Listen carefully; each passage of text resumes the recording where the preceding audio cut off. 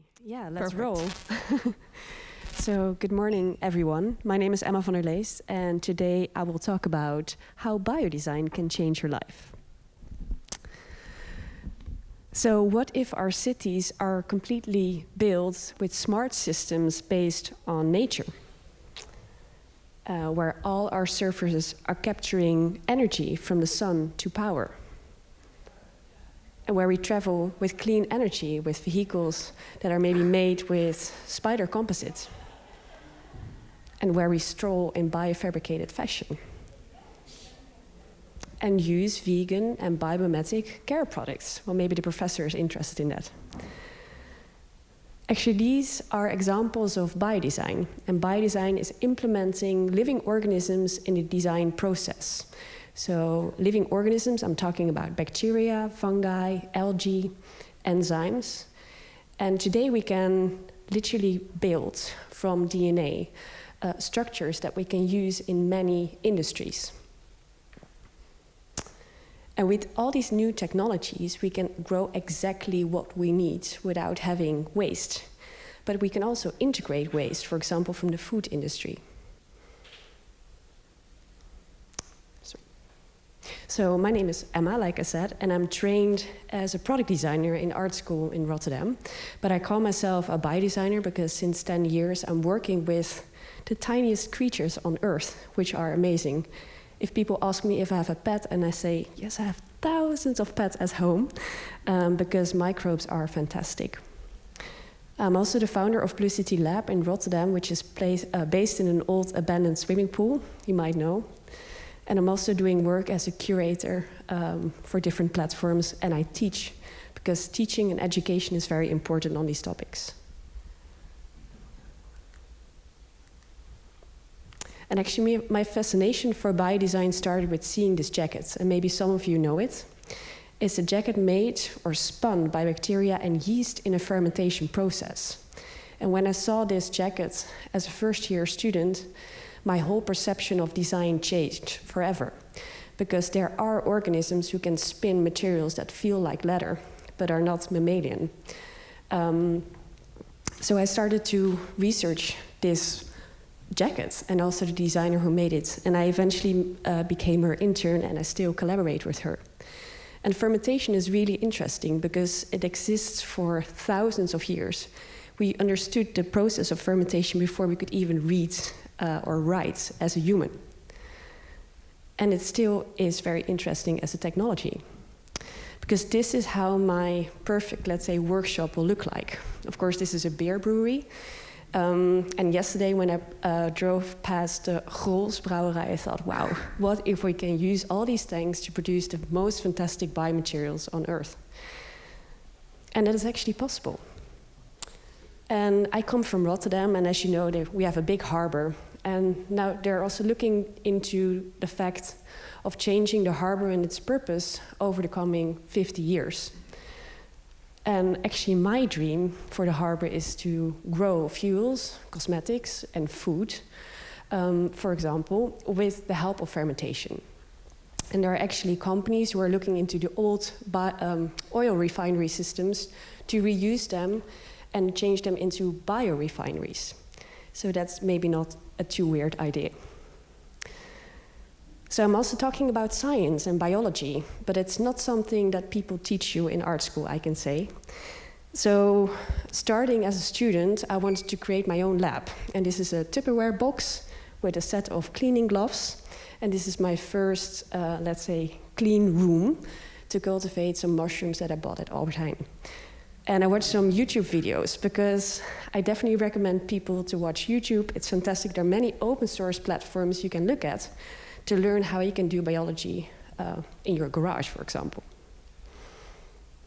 And over the years, I produced different objects. And this is a clutch bag. It's actually still in my backpack, but I can show it later on. That is made also by bacteria and yeast. And if you will see the bag later on, there is also work of it in the exhibition. You will see that the color will change over time due to UV light. And also this material is completely compostable. That means if I put it in the ground, it will completely biodegrade. But the disadvantage of products like this, also a shoe prototype that I made, it will dissolve eventually. So the humidity causes a problem. And that was also my dream, to develop maybe a coating, 100% natural, of something that could repel water and humidity and protect the object itself, but also make it eventually compostable. And then in 2019, I came up with a fungi super coating, which is a 100% natural coating derived from a fungus to make biomaterials water repellent. This is a big thing because we see lots of biomaterials, from plants, from fungi, but they are not water repellent. And then people coat them with a PU coating, so it's eventually plastic or composite. We can't recycle. Also be critical on all biomaterials you see around you. So in 2019, I won the Bio Art and Design Award. It's a Dutch or international competition in the Netherlands, where I won 25,000 euros to collaborate with professors from the Radboud University in Nijmegen to look at the process of creating a coating. And I can tell you, coatings, binders, and glues are the most complex scientific research to do. And the professor was actually really open to look at this process. And also, as a designer, a coating is not really, let's say, a sexy product. So I really had to battle for it to make it, interesting. Oops, sorry. So we looked at the biomaterial I just showed you, the cellulose material that is spun by bacteria and yeast. And we started to do speed dates between the bacteria, the yeast, and different types of fungi. And actually this fungus, an ink cap mushroom that you might know from nature in autumn, has very interesting qualities to make materials water repellent. In general, fungi are really interesting for water repellency, but this one is outstanding. So I only had 4 months of research in the lab, and we produced a very tiny piece of biomaterial that eventually was made water repellent with the help of fungus. And then I'm talking about the threads that are under the soil, so the hyphae, the mycelium of the mushroom that we cultivated in a liquid culture to use it as a spray. And actually the professor said, well, 25,000 euros, it's not a lot, maybe 2 million, we can do something more. So we did a lot of it ourselves. And eventually, let's see if the video will play, we came up with a kind of concept store of the funky supercoating. A store where people can see how our fashion or materials are being grown by bacteria and yeast, where we color them with the same organisms, and where we can also influence the smell. There are fantastic yeast that smell like flowers that we can find, even in the Netherlands. And we created a kind of, commercial for it, because lots of people are afraid of mushrooms still, or actually of fungi, because people think about the fungus they might have on their bread or in your bathroom. So this was how the first show looked like. And actually people were really positive and thinking about how mushrooms can impact their lives. And then the other project I'm talking about today is the microbial vending machine. And in the exhibition, it's in our nature, in the Old Warenhuis. You can see a tiny fragment of it. It's a pop-up store. So the actual machine is not here, but you can see more about the project. Because after working in this, let's say, kind of new field, I was kind of fed up with people that were so negative about microbes and bacteria. And this was before COVID, but during COVID, people were asking me, "Oh, are you also working with viruses?" I said, "No, because a virus is not an organism." So people are, becoming more aware of it, but still don't see the beauty of it. So I thought, what if there is a machine where you can pull out a bunch of microbes from the wall and then grow them in your own microwave at home? And what if that could be, food, care products, cosmetics, clothing, fabrics, building materials? Well, there are many companies, also in the Netherlands. I think the Netherlands is one of the most front runners in this field, are working on these technologies. So I created this vending machine with 21 products 3 of them are speculative, so they're not real, let's say, but there's research being done that show the potential of microbes in the future, and maybe the near future, because I think in the coming 5 years, we will have quite a lot of products that are made with microbes. And it explores the life, the micro-life around us, because if we would have a loupe or a lamp where we can see all the microbes around us, we will be shocked.